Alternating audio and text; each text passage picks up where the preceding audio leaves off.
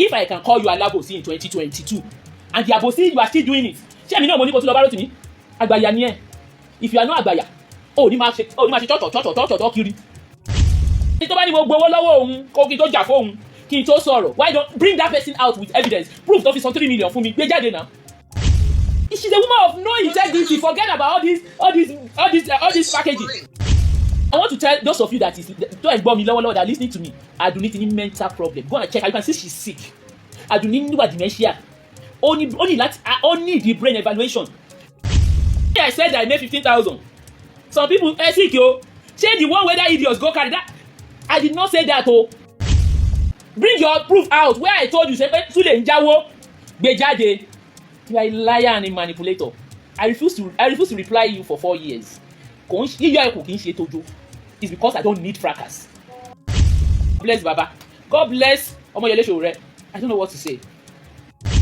The devil like it or not, I've dedicated the rest of my life to do what I'm doing now. So ẹni tó fẹ́ lọ pọ̀, tó fẹ́ lọ hand the transfer, tó fẹ́ lọ kú, ó tètè lọ kú. Yorùbá Parapọ̀ TV. Ẹ máa gbọ́, ẹ máa wò ó. Ẹ subscribe síbẹ̀, ẹ like ẹ̀. Bó bá ṣe ń lọ, àwa ò ní jẹ́ kétí yín ó di sí o. Yorùbá Parapọ̀ TV. Àgbàlẹ́tù ọmọdé làwọ̀. Ọ̀rọ̀ Maureen ìbádẹ́jọ́ pẹ̀lú àǹtí Àdùnní láàrò pé kíní òun ti rodò mu mi kò má ṣe bẹ́ẹ̀. Torí pé láìpẹ́ yìí láǹtí Àdùnní jáde wípé níṣẹ́ ni Maureen ìbádẹ́jọ́ àti Rotimi Daniel òun àsìkò olóòní wọn ran ọmọ kan tí wọ́n ba ìgbéyàwó ẹ̀ jẹ́ lórí wípé wọ́n ní kó lọ sílùú òyìnbó níbi tí Maureen ìbádẹ́jọ́ àti Rotimi Daniel tí wọ́n ti ń pe àǹtí Àdùnní lálábòsí. Ṣùgbọ́n ṣá o ìgbà tí Maureen ìbádẹ́jọ́ tó ti ẹ̀wọ̀n gbé lórí ọ̀rọ̀ Pastor Suleiman àti MFM ìyẹn BK Olúkọ̀yà òun ni Maureen ìbádẹ́jọ́ ti wá jáde báyìí pé alábòsí gbà láǹtí Àdùnní. Bẹ́ẹ̀ ò bá gbàgbé lórí ìkànnì yìí òun náà láti fi hàn yín ohun tí àǹtí Àdùnní sọ nípa Maureen ìbádẹ́jọ́ àti Rotimi Daniel. Ní báyìí o Maureen ìbádẹ́jọ́ ti wá ṣàlàyé bọ́rọ̀ òun sì jẹ́ ó ní nígbà tí àǹtí Àdùnní ó bẹ̀rẹ̀ láti máa sọ̀rọ̀ lórí social media ìyẹn láti máa sọ̀rọ̀ nípa àwọn pásítọ̀ ó lóun gan lòun bá a ṣe kínní ọ̀hún. Ẹ wo àṣírí pọ̀ nínú èyí tí Maureen ìbádẹ́jọ́ tù ó ní ó fi kínní ọ̀hún lòun lóòótọ́ ó ní ṣùgbọ́n òun kì í sí níbi ìwà àbàjẹ́. Ó ní àǹtí Àdùnní wípé bó ṣe ń ṣe kínní ọ̀hún níṣẹ́ ló ń fi kínní ọ̀hún ṣègbè sọ́dọ̀ ara rẹ̀ ó wà ní orí òótọ́ lòun dúró lé ìpè títí òun ó fi kú níbi ayé òun ni òun ó máa sọ òótọ́ òun ò sì ní dẹ̀yìn láti máa sọ̀rọ̀ lórí social media. Ó ní òun fi gbogbo ayé òun jẹ ìpè òun ò ṣètò ọ̀hún nítorí owó. Ó wá sọ pé láti 2021 ó náà ni wọ́n ti gba YouTube lọ́wọ́ òun pé òun ò sì tó torí ẹ̀ kó ń dá wàhálà kankan sílẹ̀ àbí kó òun máa sunkún tàbí tọrọ owó lórí social media. Ó ní nítorí pé iṣẹ́ owó ọ̀lẹ lọ́wọ́ náà ń jẹ́ o. Ó wá sọ nípa àwọn kan tí wọ́n sọ wípé òun make something like $15,000 ìyẹn lórí social media. Ó ní rọgbà ni òun fìgbà kan sọ bẹ́ẹ̀ ó ní owó ẹ̀sùn ni wọ́n fi kan Maureen ìbádẹ́jọ́ ó sì ti ṣàlàyé àwọn bí kìnìún ọ̀hún ṣe rí. Maureen ìbádẹ́jọ́ ti wá sọ ìdí tó fi lọ sí ẹ̀wọ̀n táwọn wí yìí nínú èyí táwọn èèyàn ń pariwo wípé wọ́n wá pàtàkì wá sórílẹ̀-èdè Nàìjíríà nítorí owó ni o. Maureen ìbádẹ́jọ́ ti sọ wípé irọ́ pátápátá gbáà ni pé kò sẹ́ni tó tàn wá sórílẹ̀-èdè Nàìjíríà nítorí owó tóun sì máa wá sórílẹ̀-èdè Nàìjíríà. Ó tún wá di pé ọwọ́ àsìkò ọlọ́pàá tòun. Ẹ wo Maureen sọ pẹrẹpẹrẹ ọ̀rọ̀ lórí ìtúsẹ̀ láàrin òun àti àǹtí Àdùnní. Ẹ wo ọ̀rọ̀ pọ̀ nínú òwe kọ́bọ̀ nínú èyí tí wọ́n fi fọ́nrán ọ̀hún hàn wá ibi tí Maureen ìbádẹ́jọ́ ti ṣàlàyé ó sì dọ́gba ẹ̀wọ̀n ó sì kúrò ńbẹ̀ nínú èyí tó ti ń kí Ọmọyẹlé Sowore àti àwọn lẹ́ẹ̀kan tí wọ́n ràn lọ́wọ́ láti kúrò ńbẹ̀. Ẹ wo táwa jẹ́gbà àkọ́kọ́ lẹ̀ yóò wá báyìí tó lùfẹ́ wa tẹ́lẹ̀ rí ṣùgbọ́n ẹ ò tí ì tẹ subscribe button síbẹ̀ àwọn ń bẹ̀rẹ̀ ni o ẹ bá wa tẹ̀ sójú ẹ̀ ẹ bá wa dọ́rẹ̀ẹ́ káwọn náà ó sì bá yín dọ́rẹ̀ẹ́ ẹ wá mú gbàgbé o láì jago pélépé kàti ìbẹ̀lẹ́gbẹ̀ẹ́ èyí tí ó máa ràn yín létí nígbàkúgbà tá a bá ti wà lórí ètò ẹ̀yẹ sàtẹ̀ subscribe button síbẹ̀ ẹ̀ta àgọ́ ti ń bẹ́ẹ̀ abala hall bẹ̀rẹ̀ ní kẹ́ẹ̀tẹ̀ torí kìnìún bá ṣe ń jáwọ́ bí àkòyèrè àwọn oníjẹ́ kí tìyẹn di sí ẹ̀já ṣíà ẹ̀ ìdí tí Maureen ìbádẹ́jọ́ fi dọ́gba ẹ̀wọ̀n àti bó ṣe jáde ọ̀nà àlẹ́ fẹ́ gbọ́ ẹ̀já màá fi tó ọ̀ ń bọ̀.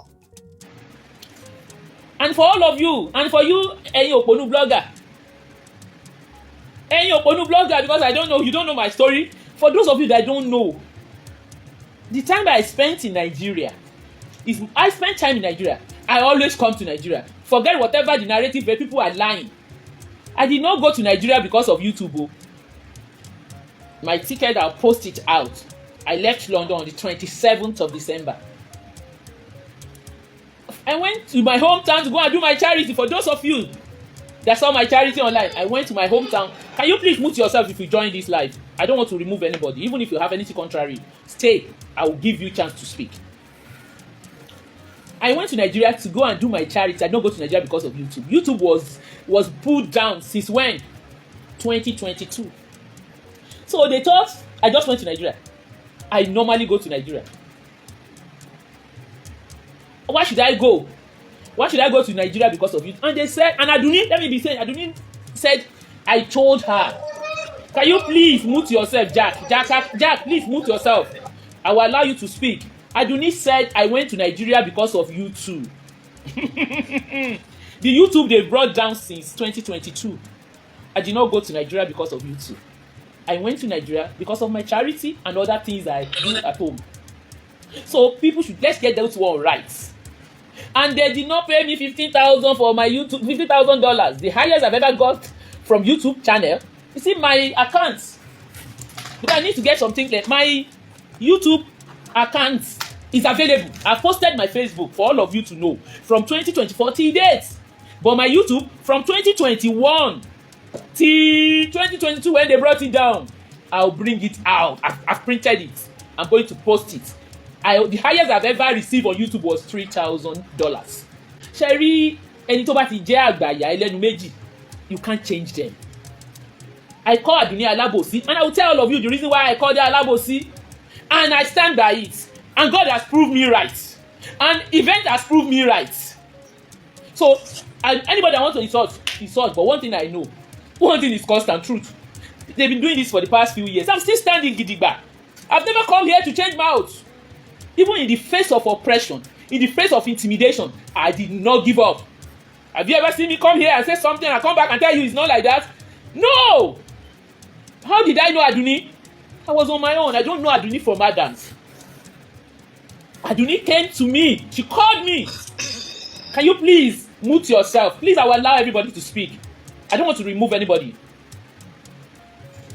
Aduni came to me on her own. She called me, said, Sister Maureen, I got your number from Facebook. I love what you are doing. I'm one of your followers. Please, we are just starting, support me in any way you can support me. Support me in any way you can support me. And I said, Karen Kapo, and I just said, fine. To my greatest surprise, I helped her to do everything that I think I needed to support a sister. I don't normally call her Aduni. And I would like you to all listen to me. Everything she said, let her bring proof now.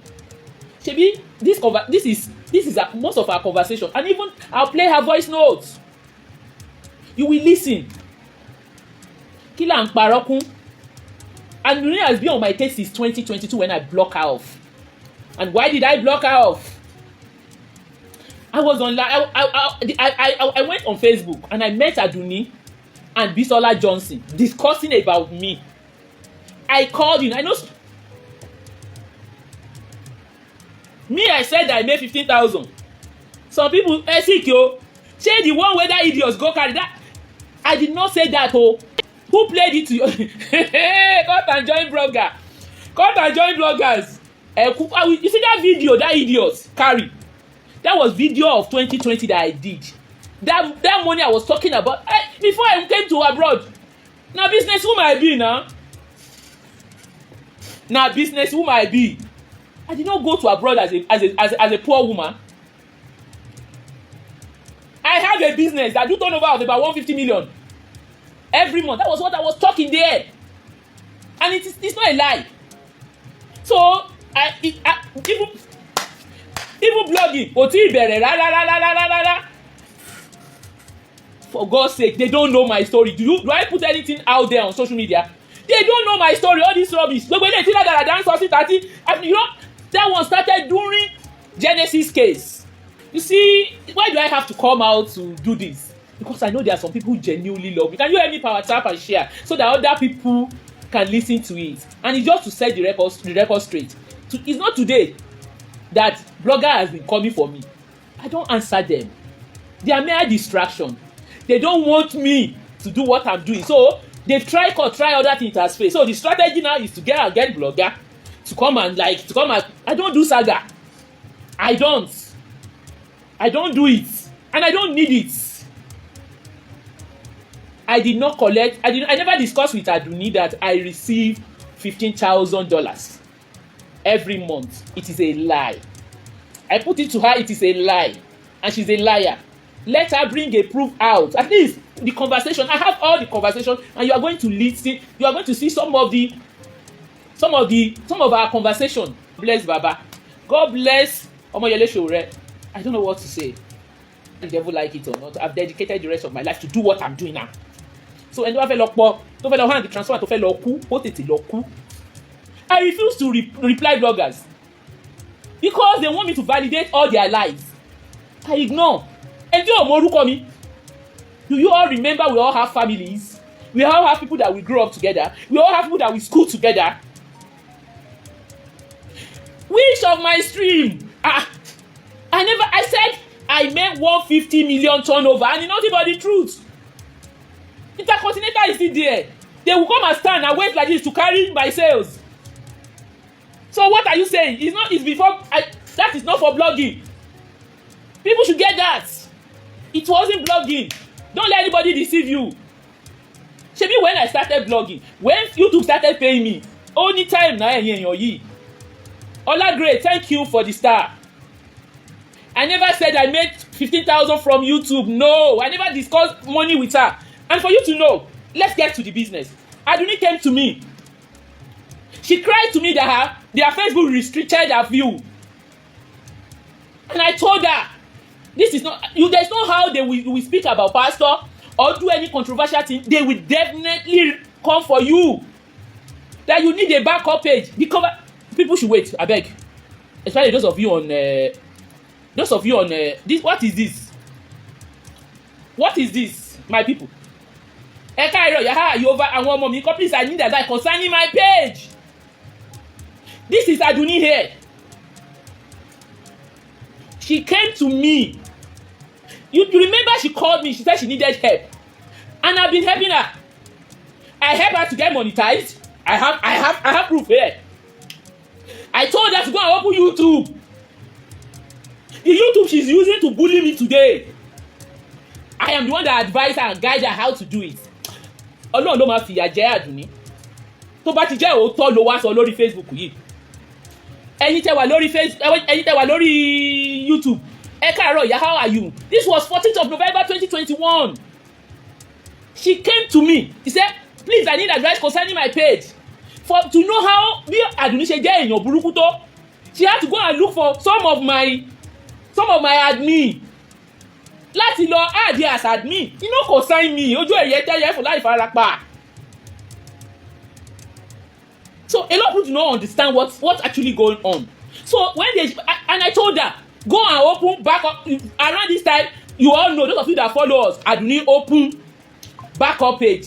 I was the one that told her, the posting there that this one doesn't have restriction, you'll be using this one. And she has been. I said there is no how you will talk about pastors. That they will not restrict your page. They will report your videos. They will fight you with everything they have. This thing you want to do, get prepared. And that was exactly what I told her. And she did it. Her YouTube, I will show you what happened during the YouTube one. I told her to go and open restream. I told her, oh yeah, go and do this. How you are going to do your YouTube? Duni came to me. She brought Mommy Gio's story. She said that lady happened to be her sister. Whereas, I said, where are the evidences? She sent one video to me. And I said, Àdùnní, Ọlọ́run wá o. And I said, when she brought this Mommy Gio story, Àdùnní was the one that said she doesn't talk about pastor. Àdùnní ló bá ayé Mommy Gio jẹ́ lórí bíbá. And at the end of the day, the lady said, Auntie Àdúgbò ni Àdùnní. She refused. But this is our conversation. Ṣé rí ẹ̀yin èèyàn, ẹ jẹ́ ká máa bẹ̀rù àwọn èèyàn tí àwọn tó máa ń dàbí àríro bí Àdùnní. Àdùnní continue church moving from one platform to the other. I never come to you. I never. Mo máa jókòó sáyé. This is her. This is where this is what she sent to me. I said, this is not it. Can you see it? And I told Àdùnní, no. You are going to use Restream. And eventually, this is Restream. This is what I showed. And he said, and I asked her, this Mommy Gio thing, he gave me she didn't give me the right information. I did, and I told her, baby, this lady, and I told her, this lady, lórí ọ̀rọ̀ Mommy Gio, ó lò kìí ṣe bí òun, ó láǹtí àdúgbò ní ẹ́, ó ní kó stop, but you went there behind, you distributed her case. So, and when we got talking, because this house, the issue of, I simply text you a boy story. This is it, and I will still post it. Bring your proof out where I told you say pé Sule ń jáwó gbé jáde. You are a liar and a manipulator. I refuse to reply you for 4 years. Yíyọ ẹ kò kì í ṣe tójó. It's because I don't need fracas. There is no point. You said, money please text Sule boy story is going viral already. And I refer you to my page and this lover's page. Bring it out. Bí tí mo ti sọ bó jẹ́ voice note. This is your voice note. Wo gí tó ní mo paṣẹ́ pọ̀ mo gbogbo ẹ̀. Mo fẹ́ YouTube tí mo ṣí tẹ́lẹ̀ was ẹ ti sọ bí ṣe máa restream anyway so. Aduni ẹ ti sọ bí ṣe máa restream kò dẹ̀ ní da fún ẹ olórí burúkú ni aláìmoore ìka ẹ̀dá ni ẹ. Kí ló sọ bí? Yóò tí email ọ̀tọ̀ọ̀tọ̀ ni mò ń lò. Then ìkànnì àwọn ọmọ mi ló máa ń yẹ fún mi lẹ́ẹ̀kọ̀ọ̀kan tó bá rẹ̀ àwọn yòókù ní dá mi lóhùn. Wọ́n ti máa ní ẹ wá bá mi ṣe wọ́n á ní mọ́mí àwọn yẹn ṣèdí láti ibi iṣẹ́ kí n jẹ́ káwọn sinmi so èyí tó ń bá mi ṣe yẹn ẹ̀kọ̀ọ̀kan àánú ẹ̀ máa ń ṣe máa ra fọmọ yẹn lẹ̀ even kìíní monetization support kìíní tán fún mi lórí Facebook ọmọ yẹn ló ṣe wálẹ̀ tí a fi ṣe báwo ni àwọn ọmọ ń kọ́. Nigerians ṣé ẹ ti gbọ́? This was, I will give you the date. This was 10th of December 2021. Ṣẹ̀rí alábòsí òní níyì ó máa tẹ́ ni and this I'm not eléyìí tó bẹ̀rẹ̀ yìí ó máa ṣẹlẹ̀ yà ni. Ó ní mo sọ pé èèyàn kan jáwọ́. No, it is a lie. It is a propaganda. Propaganda ni. So I need you to listen to yourself. I'm not surprised. Ẹni tí òun ṣàbúrò ẹ.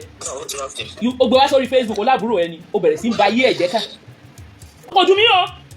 I am not surprised. If somebody you call your sister, ìyẹn ní òun ò fẹ́. Olóńjìyà yẹn lòun ò jìyà. Ó ní àǹtí àdúgbò ni ẹ́. But to my greatest surprise, I understand what you did. I understand perfectly what you did. Mo dẹ̀ gbé wá báyìí mo dẹ̀ sọ fún ẹ pé wá Àdùnní bó ṣe rí lélẹ́yìí. I still help you to do that job.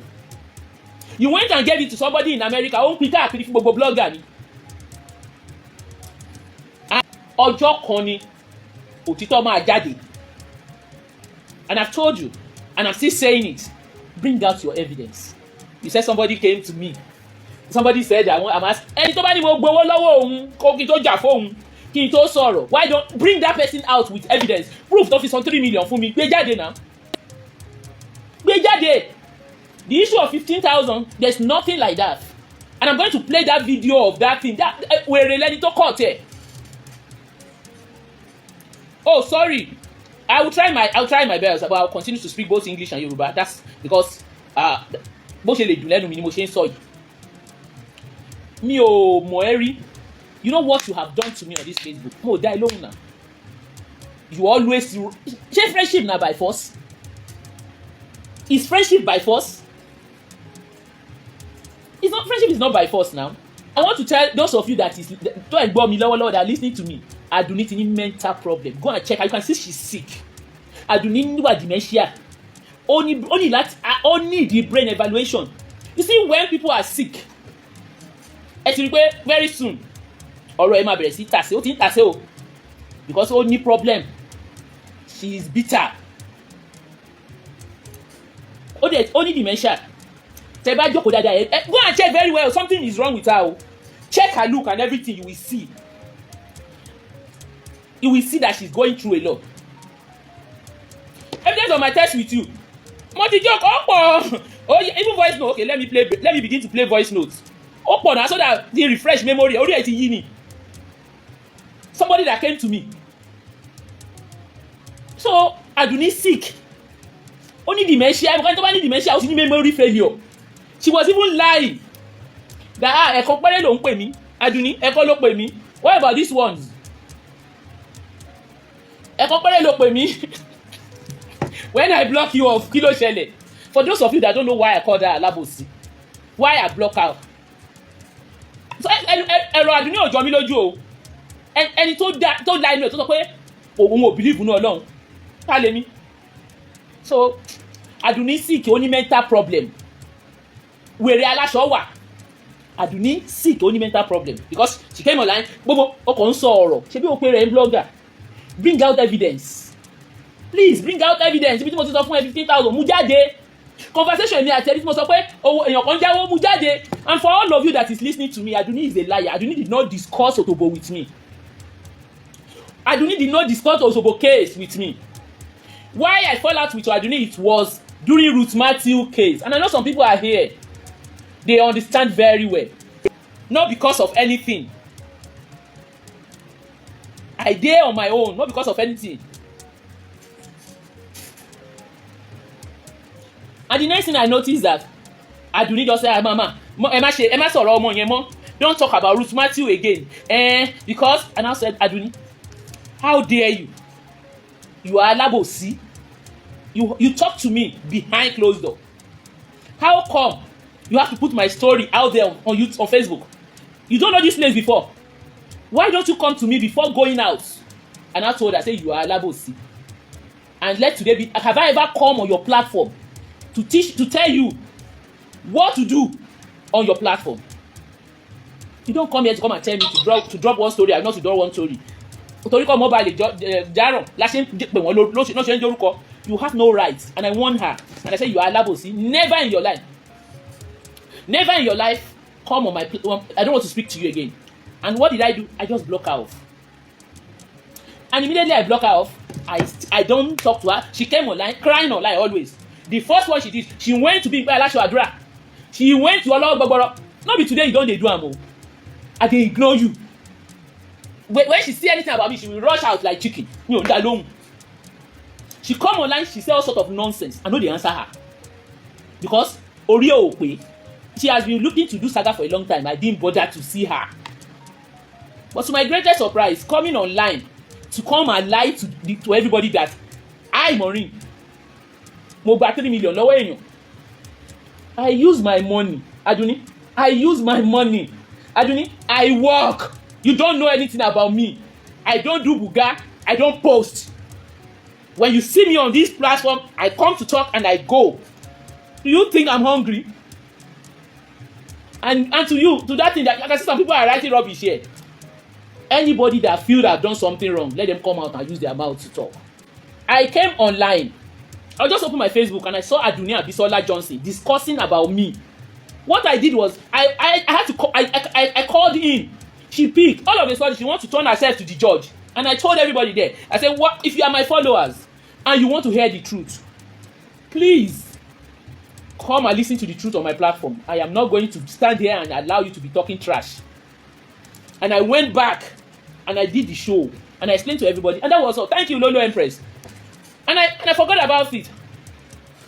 The next thing I noticed, Àdùnní later now came to me and come and see what she wrote and my answer. And my answer, I know they do cho. Any blogger wey say I don't do cho come on our platform. Let them come out. I stay on my lane. I never claim that I'm a saint. But for all you care, you are even saying mobile lórí Facebook ni mo dẹ̀ ti jù ẹ́ lọ. I am not in a competition with anybody. I am not in any competition with anybody. Jẹ́jẹ́ ni mo wà. And after, can you please mute yourself? And after that incident, I stay on my own. I don't even go near her. I block her off everywhere. I am not in a competition with anyone. I was almost off social media doing my business. For all of you that care to listen, Àdùnní, I call you a liar and a manipulator. And where you are going to, all your followers will soon know who you are.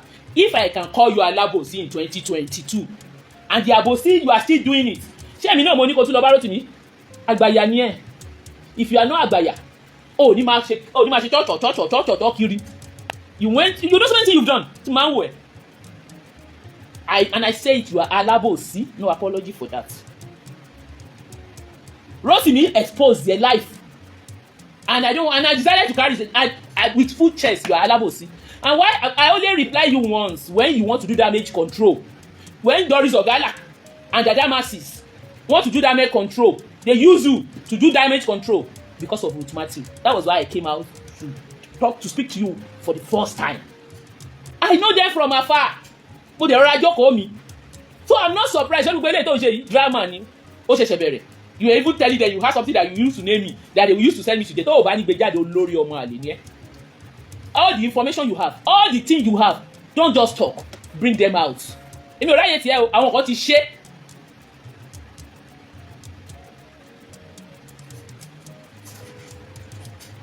No, he did not talk to me about Otobo. It is a lie. It is a lie. It was Ruth Matthew case that she never discussed any Otobo with me.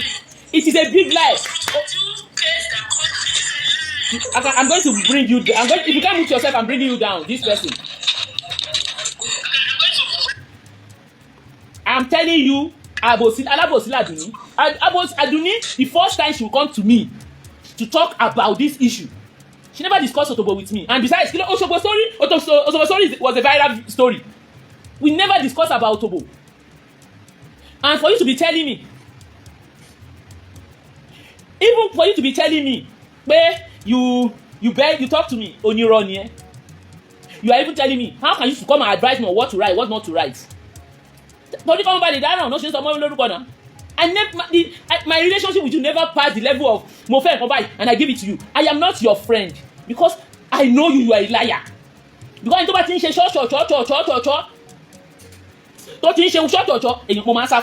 don't want drama.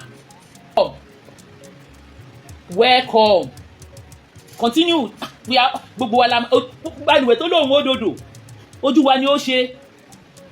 Mi ò ní nǹkan tí mo fẹ́ sọ mọ́ o. When I came to the US, did I come to you? I was on my own. At least few people were around. And you sáré lọ gba seat fún mi mò ń wò ẹ́. Thank God the video. Mo tẹ̀ wá surprise. I didn't know. Lọ gba video snap ó sáré jù síta. When they send the video to me, I started laughing. Continue your abosi. Continue your word damage control. Let's see where it will land you. But I don't want to. Truth is constant. Please, can you mute yourself, please? You see, I will continue to laugh, but I challenge you. Anybody gba tó sọ fún ẹ pé conversation mi àti ẹni tí mo ti download it síbí kan. You came, you begged me. Mo ń sọ lọ́run mo dẹ̀ ní it's okay. Let it slide. Mo jókòó tiẹ̀ and that was all. But what for me to allow you? Kamari ni. Affliction will not rise up the second time. I'm not stupid. I want to be your friend. No, I am not your friend. And I quickly stay on my path. Kí ló dé? Ṣé tipátipá la fi ń ṣọ̀rẹ́ ni? You said you called me. This is your conversation. I don't want. Àti parí ẹ̀mí ò bẹ́ẹ̀ jà. I don't want to be your friend. That's why I stay clear. This is what you said. Hello, Yabawo ni o. Ṣàlàfíà ni. I'm just calling to check up on you. That daily I'll call you. Since your network is bad. How are you? Fine. I try to run away, but you still want to do. You came back and go to bẹ̀rẹ̀ sí tó tantrum ẹ torí pé mi ò fẹ́ ṣọ̀rẹ́ ẹ. I don't want to be your friend. Please stay on your path. Even when you start asking about my children, the problem man. Stay on your lane.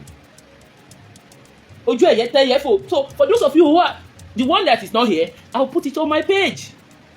The one that is not here, I'll put it on my page. I don't want by force. Because I don't understand.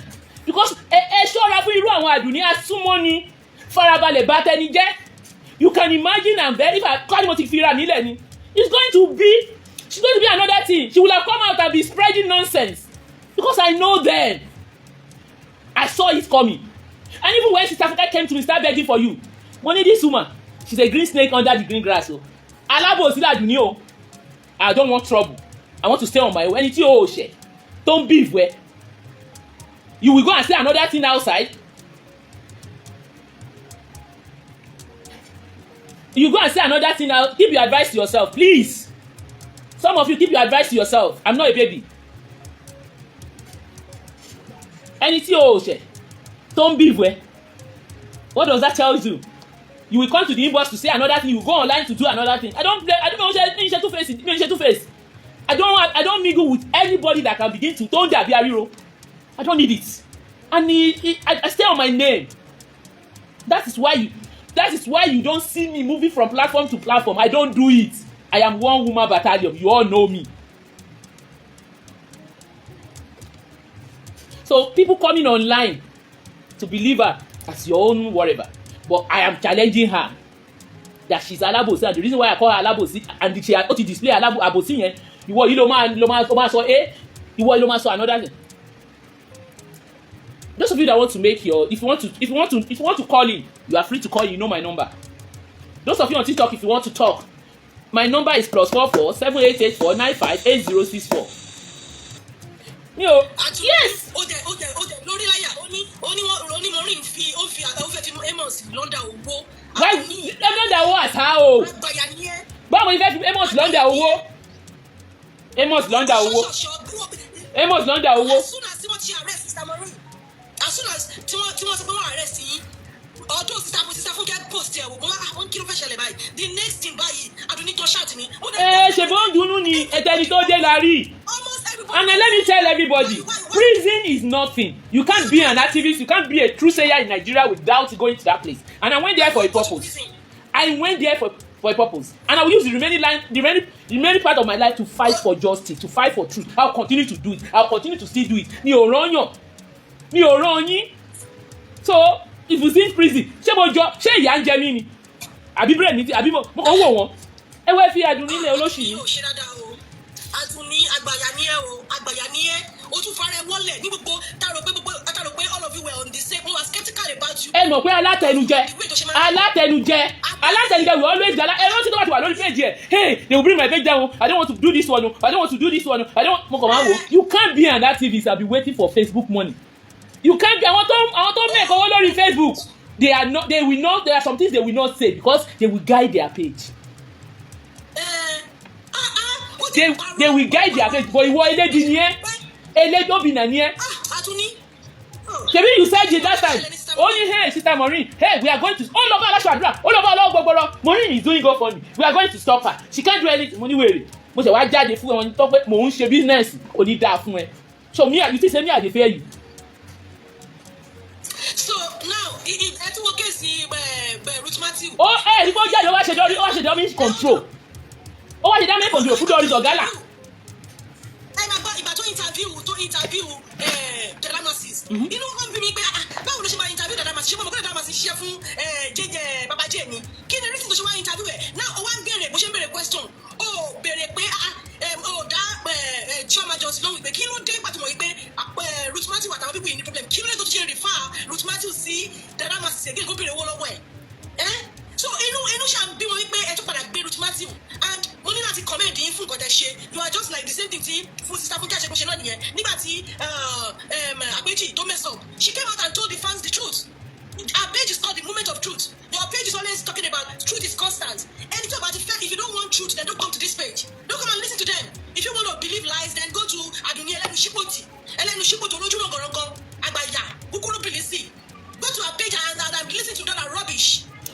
And I'm asking you, Adunni, if you didn't do anything, why were you begging me in Baltimore? Go and watch that video. Why to be begged in Baltimore? I told you straight up because it's a drama. I told you everything that you did and you begged. Trying to preach Amos to preach Amos. Adunni Oyaka. Adunni Ikanie Daleru Daroruge ni e. That bó de ṣe yẹn Ọlọ́run fún ọmọ ẹ ní ìyàwó bíi titi ẹ. Èèyàn bíi titi ẹ lọ́nà máa fún ọmọ ẹ. Ìkà. Ya ṣe ṣe o. Mo bẹ̀ yín ni ẹ bá mi dìbò fún Ọmọyẹlé Sowore o. Mo bẹ̀ yín ni o. My true follower. Ẹ bá mi dìbò fún Revolution. Ẹ bá mi dìbò fún bàbá mi. My brother. Ẹ bá mi dìbò fún wọn o. Ẹlẹ́nu ṣipò tí ìkà opposite ó lè bẹ̀ tún sọ̀rọ̀. Adunni lọ tún ìwà ẹ̀ṣẹ̀ ìwà burúkú ni ìwà tó ń wù. Ìwà tó wù yẹn ò dáa. Òun sọ wípé nítorí Maureen ní marriage ọmọ yẹn ṣe crash. It is a lie. How? Ẹ jẹ́ kó bọ́ síta, the lady is alive now. Ìyàwó Amos wà alive now. Ó fẹ́ ẹ̀mọ̀ kó tó fẹ́ ṣe, ó fẹ́ gbé ọ̀rọ̀. No, it's just a distraction. No, ó fẹ́ fọ̀rọ̀ Amos pawó ìyàwó again so that kó pitch orúkọ orí àwọn èèyàn kó forí orí àwọn èèyàn gbárapọ̀. Ẹ̀yin náà ti máa ń gbọ́ pé kò sí ọ̀tọ̀ bá wá láti polygamous family. They struggle so much to be accepted. All of a sudden. She always say it. Wèrè ẹni tó pàdé èèyàn lórí Facebook láàrin ọ̀sẹ̀ kan ó lọ ṣe marriage òpònú àgbàyà ó sọ fẹ́ mi pé òun smart mo ní o smart èmi mo kọ́ bá ẹni. Ìyẹn gbalẹ́pọ̀ ẹ̀pọ̀ nídìí ẹ̀ gbàgbàgbà gbogbogbò ìyẹn gbalẹ́pọ̀ rẹ̀ lọ́jọ́ tí yẹn jẹ́ kí sàmì yí ẹ̀ já o. Ó wá jùlẹ̀ ara ẹ̀ ti gbẹ́ kan alápòsí ẹlẹ́lẹ́yà. Thank you very much. Ó yá o. Hello, can I talk? Go ahead. The issue is that, Sister Maureen, please don't be worried about it. Madam Tokunbo, wait, let him round up, please. It's not your turn to talk, so no, you can't talk. Let him round up, please. You understand? You see all these people. She might even be the one using fake account to comment. So I don't want you to allow them to now pressure you and make you feel. I'm just happy that I'm looking at you now, Seth. Thank you very much, You sir. understand? I'm just happy that I'm seeing you now. That's just it. So I don't want to delay people. People have more things to talk about. Right, thank you, Mr. Adisha. Next, we have Madam Wuraola. Do you have something to say? On mute, please. Yeah, Mr. Maureen, I just want to say it's nice to see you back. Same here, ma. Good evening. Èmi náà miss everybody. I miss everyone. Honestly, I miss everyone. That's all. Thank you. God bless you, ma. So real talk with me. Over to you. No, thank you. Okay, let me message you. Are we, babe? Are we?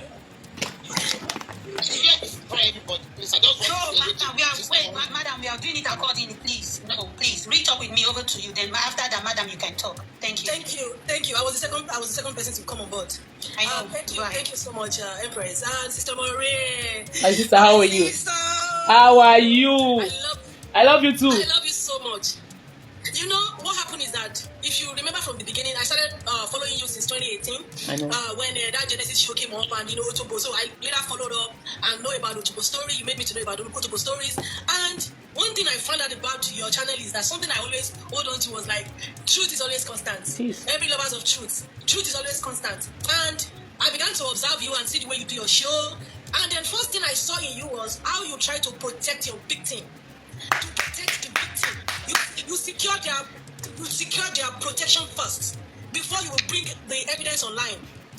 So everything was going on fine till Ruth Matthew came, and then in 2020 when you were doing mountain of frustration blah blah blah issue, then that was when Sister Ashekun called in the show.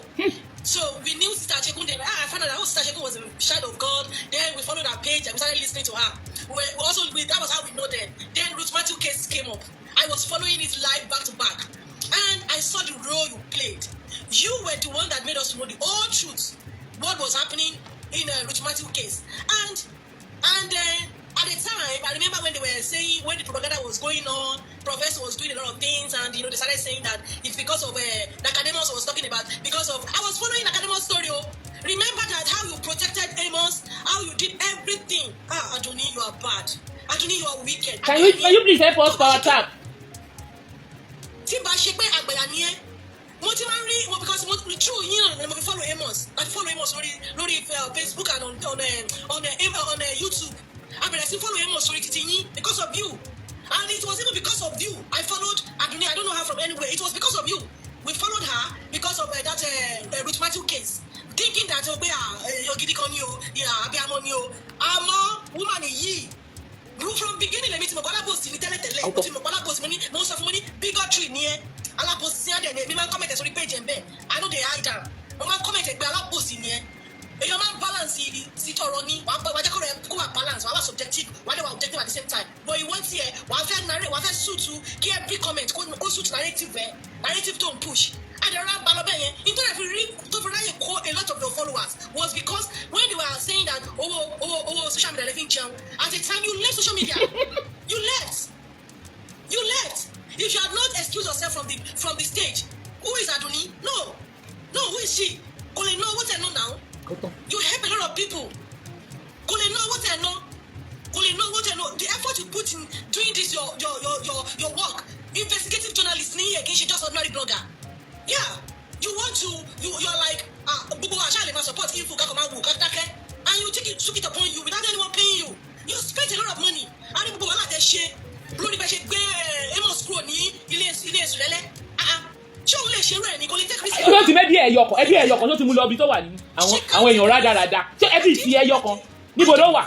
Àwọn aláìní ti ju èèyàn. I didn't even expect her to even allow Amos to comment. Nǹkan tẹ́ ẹ̀ lè ṣe nìyẹn. Ẹ̀ síbi ẹlẹ́dàá yín wà bíbá yìí. Ẹ̀ lè ṣe rẹ̀ láyé. My sister, can I share something with everybody that is listening to me today? When during Oluwalo and Rotimi case, Faja movement people called me that they come and tell me I recorded them. I'm saying it live.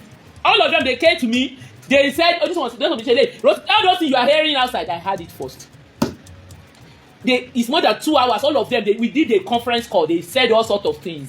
They wanted me to go out and start talking about what happened. I did not. I did not come out. I did not even come out to mock him. I'm saying it live. You know I refuse to join issues because Koshemi, I was just trying, but one you go at that time. They were put around. So that is a typical example of before to come out and be sharing Amos. So Amos, come out, the wife is around.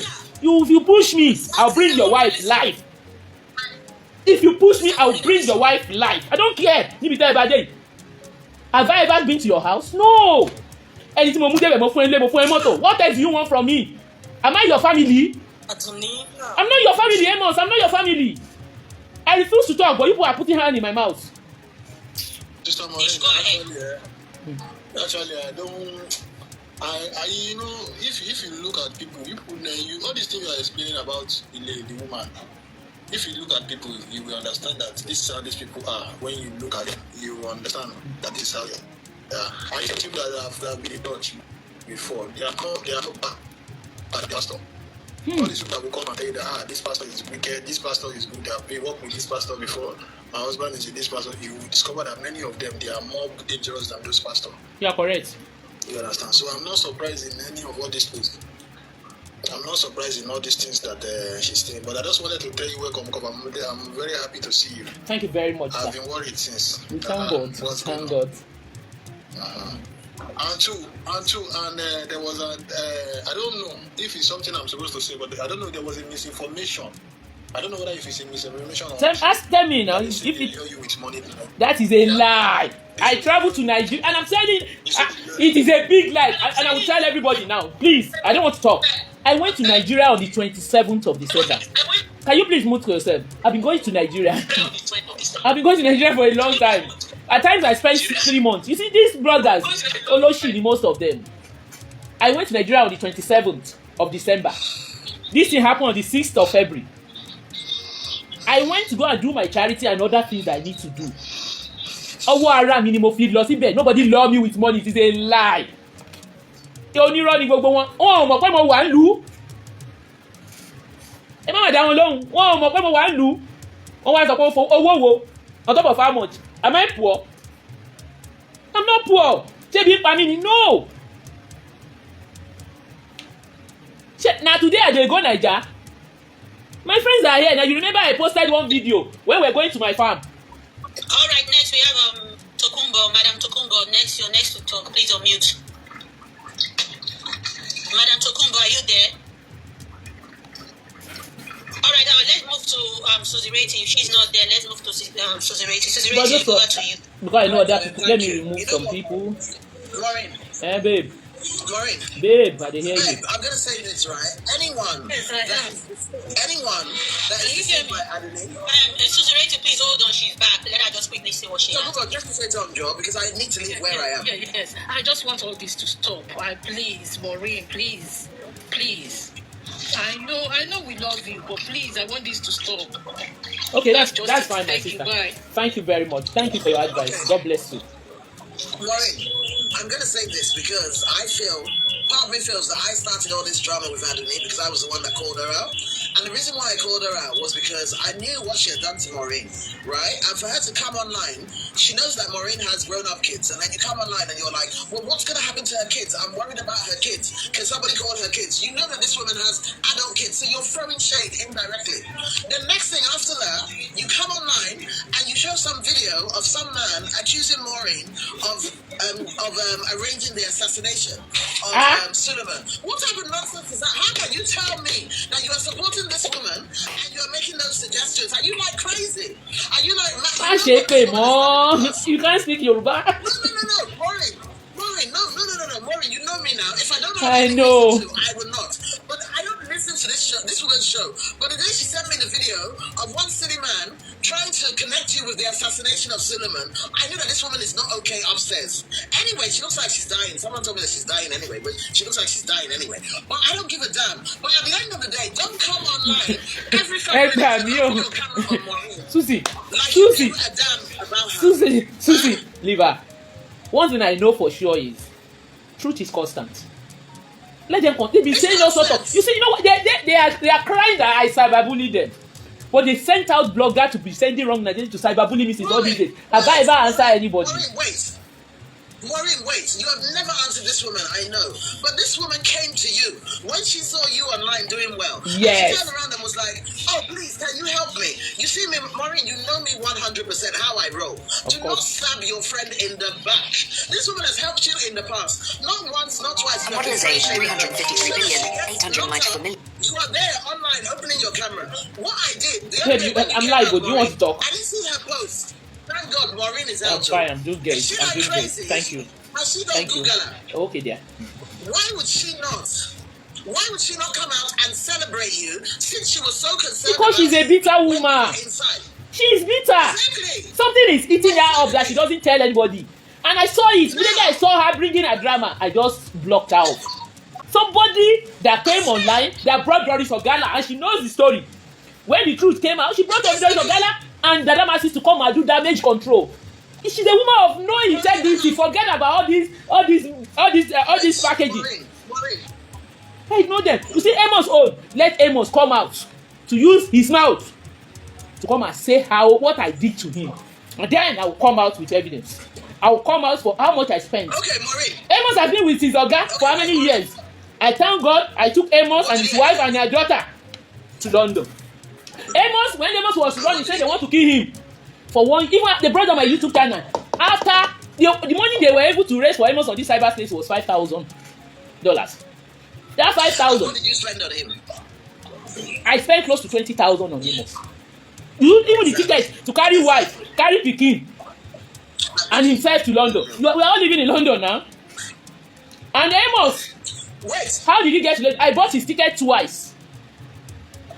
I bought his ticket. I think even the case I have now, it was through Amos. He will never see better if he use his mouth like this, say anything bad about me. I don't know him from Adams. Wait. I don't know Amos. Exactly. And you see the idiot that is talking. How many people have you helped on your platform? Nobody. People have given 500,000. They are on my platform. People are giving money as a being on my platform. People have raised money for many on my platform. I am not in my village. Stop saying that word, please. Don't say. I'm sorry. In my village, I've been doing charity in the last 7 years. I know how much I spend on charity. I don't make noise. I don't come online and to be saying I don't show off. I am not hungry, Nigerian. I'm not hungry. When they even said that, it has finished for her, you know, concern me because I know they buga. So they said I'm hungry, but God is blessing me and for when they gathered together, when they were cursing me, that was when God opened the gate of wealth for me. So why should I bother? I know. So Maureen, wait. Either they like it or not. Maureen, either they like it or not. God is on my side. Gidigba. Maureen, can I ask you? I'm going to ask you two things, right? Go ahead and ask me that. You know, I'll tell you. The Doris Ogala situation was going on, and Doris Ogala admitted to hiding the baby testimony disappearance. Did she ask Doris Ogala at any point of time, where is baby testimony? She said it's not concerning them. Her platform is for everybody. It's not her. And she's meant to be a mother, and it no concern her. One, that's the first one I wanted to ask you. The second one I wanted to ask you is, there was a time that this same Jonah Osho idiot was abusing her. Now, she's bringing him on her show to backbite you. Secondly, wait. You see, Yoruba, let me answer your question. You see, Yoruba, I know you understand Yoruba. Rikisi Pawon wọ́n dọ̀rẹ́ nǹkan tó pa wọ́n pọ̀ ló máa tú wọn ká. Very soon, trailer will pass through. Oh my God, anyone go and write it down. Wait. No one hard small. What does that mean? No one tough. What I'm saying is, you see this church that put them together because they want to change the narrative. They want to discredit their life. They want to say Maureen is lying. She's doing everything because of money. They put themselves together. God will scatter them. Said, although they will surely gather, their gathering is not of God. Wait, Maureen, I want to tell you, I was on her show, the one show that I've attended that this woman done. And Amos came up, if you see how excited this Susie, what I've done for Amos, and I'll say it here, everybody should hear. Let Amos come out. Let Amos himself come out to come and say it. Whatever I do for Amos, may God pay me and my children back. Amen. I don't know Amos from Adam. Let me give everybody that is listening a little one. You see Amos thing. You see Amos thing. I've said something. You see me. I don't use my hand like this to build a house and come and dismantle it. That is why you see anybody that I bring on my platform that I've helped in the past, even when they misbehave, I don't come online to come and start to attack them. No, go and check my record very well. Even when Otobo misbehaved, I ignore her. Because when they went to go and pay Otobo to come and do drama, what did I do? I was just looking. But eventually when Trust.Ara was scattering everything, she sent me all the things that happened behind closed doors. How they paid Prof S to use that one to attack me with Otobo's case. What did I do? I ignored them. I am not suffering. Amen. So Amos said, let Amos bring it up. Amos, when I have to help Amos to Rwanda, Amos did not work for one day. Amos has with wife. I pay rent. I charge him. I have proof. I have how much I spent every month. So Amos, if anybody talk to me, ignore Amos. And let him bring it on. If anybody like him, go back to them. I've said it here. The evil that I did to Amos, may God pay me and my family back. Finish. I picked. You know how Nigerians. Amos, when he got to Rwanda, he cannot even come out. I had to pay a ticket for Amos, for his wife to go to Kenya to go and get visa. I had to transport Amos from that place and his wife back to Nigeria again. And at the end of that, they came to do everything, biometric and everything before they going back to London. When he was going ticket twice. What that big way? There is some evil forces that is after him. But I stood my ground. I said, yes, I must help. So what else do you want me to do? Now let him. I don't know now. I don't know him from Adams. You cry to me online, and I'm asking Aduni that is talking. Of all the people how many things have you done for people that come to your platform? Sorry, Maureen, can you see somebody that wrote, and she was like, so excited that Maureen crushed your marriage. Can you come up? She was so excited. Maureen, I have to go. Who said I crushed her marriage? Let the person come out. Let's dig it out. Adoni, you see the suffering that is showing on your face. That is how it will show in your life. Amen. Because you don't look like a happy person at all. Because she's bitter. You look like a very sad B-I-T-C-H. Huh? I finished, Maureen. Okay. You know, you talk afterwards. Sister Lolo, pick the next person. Thank you, babe. Thank you. So Maureen, this is what gets to me, was that she was on her show, and for the first time, I was watching her show because somebody sent the link to me. Now, while she was on the show, next thing, and people that were on that show can testify if I'm lying, next thing I heard her say, oh my God, Amos is here. Oh, Amos. That is the meaning of Alabosi. That is the meaning of Alabosi, and Amos is the number one ingrate. Let him bring it. Amos, come out. I don't know you from Adam. Did I take from your money? How much did I spend on you? Thank God, your money is on GoFundMe is there.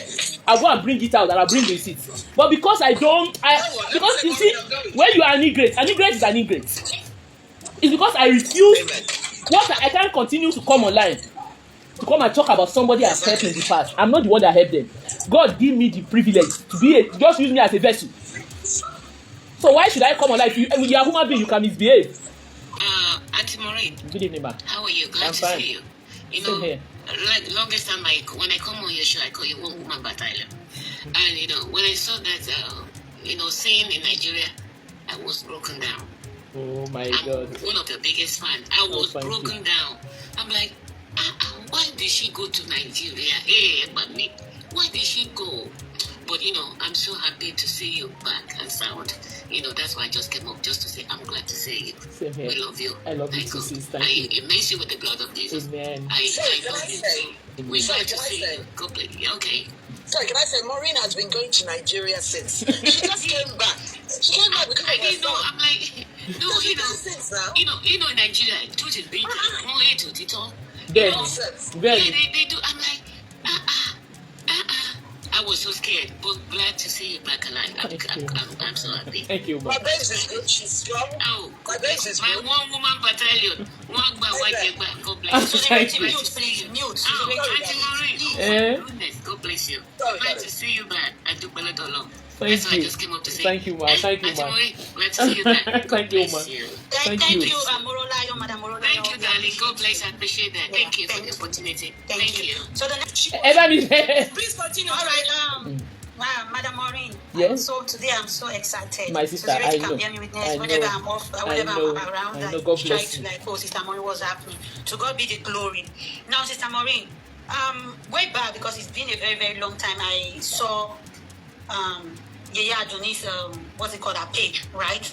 But way back when I was an admin to her, I noticed some things, and if you remember, let the people know.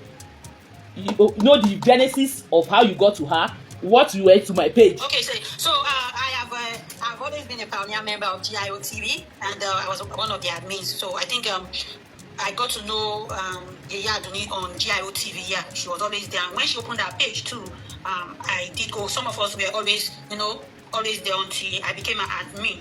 But at the time, she started well. She was we were always talking like about normal, what's it called? But she has never spoken ill of you. That I would say. Do you understand? But where I saw she fell for is the other day I asked you, I reached out to you, I said, who is one Oliroti? It's Wura. You remember? It's Wura. Exactly. I don't know her, but that Oliroti has come to me too. Remember one time you were treating Oyedepo's case, right? Yes, she's the one coming to talk about Oyedepo. She always on your page, she knows it all. It was that same way this lady, I will tell you, the part me I know.